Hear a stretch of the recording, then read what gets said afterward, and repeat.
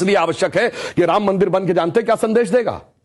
दुनिया का इतिहास भरा पड़ा है कि भाई भाई की गर्दन काट के गद्दी पे बैठा, बेटा बाप को मार के गद्दी पे बैठा। यह दुनिया को एक संदेश देगा कि एक ऐसा भी महापुरुष है, एक ऐसे भी भगवान है, एक ऐसी महान संस्कृति है जहां पिता के एक वचन के लिए संपूर्ण राज्य छोड़कर बेटा जंगल में चला जाता है। जहां जिसको राज मिलने वाला होता है वो खड़ाऊ रख के शासन करने लगता है, दूसरा भाई जंगल में चला जाता है। यह संदेश देगा। और दूसरा संदेश जानते क्या देगा? आज दुनिया में देखिए क्या है, रशिया ने यूक्रेन पर अटैक किया हुआ है, हमास ने इजराइल पर अटैक किया हुआ है, चाइना ने पहले तिब्बत को एक्वायर किया, अब ताइवान के ऊपर नजर है, कुवैत को इराक ने कैप्चर कर लिया। एनेक्सेशन, सब्जुगेशन एंड डोमिनेशन, पूरी दुनिया में कॉन्फ्लिक्ट है। भगवान राम ने क्या संदेश दिया?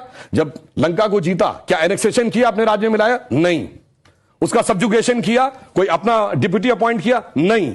उसका कोई डोमिनेशन किया कि कोई उससे ट्रीटी रिक्वाई? नहीं।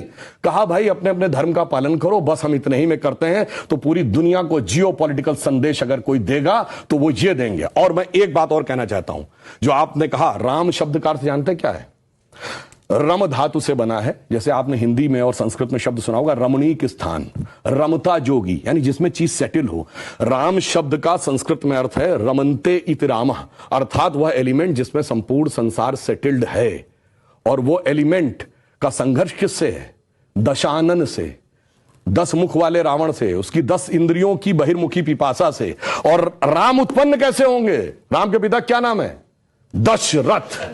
तो 10 इंद्रियों को रथेंगे तब भगवान, तब डिवाइन एलिमेंट आपके अंदर उत्पन्न होगा। Extrovert tendency of all the 10 senses को डिस्ट्रॉय करेगा और धर्म स्थापित होगा। जब ये कहने लगते हैं ये राम वो राम, तो मुझे जानते क्या नजर आता है? वही बच्चों को एलिमेंट्री पढ़ाया जाता है 1 2 3, फिर आगे जाके वो फ्यूचर में एमएससी मैथमेटिक्स भी करता है, बैलिस्टिक इक्वेशन भी बताता है। पर ये कहेंगे नहीं वो बैलिस्टिक इक्वेशन है तो फिर तो 1 2 नहीं पढ़ाना चाहिए, क्योंकि वो तो अलग है। मैं पहले भी उदाहरण दे चुका हूं। 4 - 3 = 1 होता है। आप सब ने जब क्लास 2nd 3rd में एडिशन सब्ट्रैक्शन सीखा, अगर आप 3 - 4 करते टीचर डांट देती थी, बेवकूफ। ये नहीं पता 3 - 4 नहीं हो सकता, पर 3 - 4 होता है -1। ये बताएंगे -1 का स्क्वायर रूट होता आई, जो सारी बैलिस्टिक इक्वेशंस का मेन अंग। तो उस लेवल पे पहुंचिए तो समझ में आएगा जिसको आप कह रहे हैं बचकाना है वो कितना आलीशान है, ये जाके समझ में आएगा। डॉक्टर कलाम से पूछिए तो -1 के स्क्वायर रूट का अंतर समझ में आएगा। तो राम की कथा बहुत गहरी है और इसीलिए रामचरितमानस क्यों लिखा है? राम के चरित्र को मन में धारण करिए।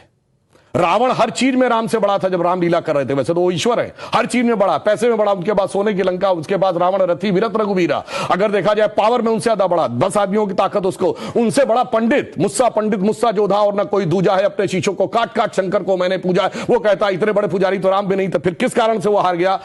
चरित्र में राम बड़े थे। इसीलिए तुलसी ने कहा रामचरितमानस। और चरित्र की याद दिलाएगा यह मंदिर, जो सिर्फ भारत के लिए नहीं पूरी मानवता के लिए श्रेष्ठतम मानवीय मूल्यों का प्रतीक होगा। इसलिए 21वीं सदी का महान भारत बगैर राम मंदिर के संभव नहीं था। इसीलिए अमृत काल के उषा काल में राम मंदिर उभर के सामने आ रहा है। बहुत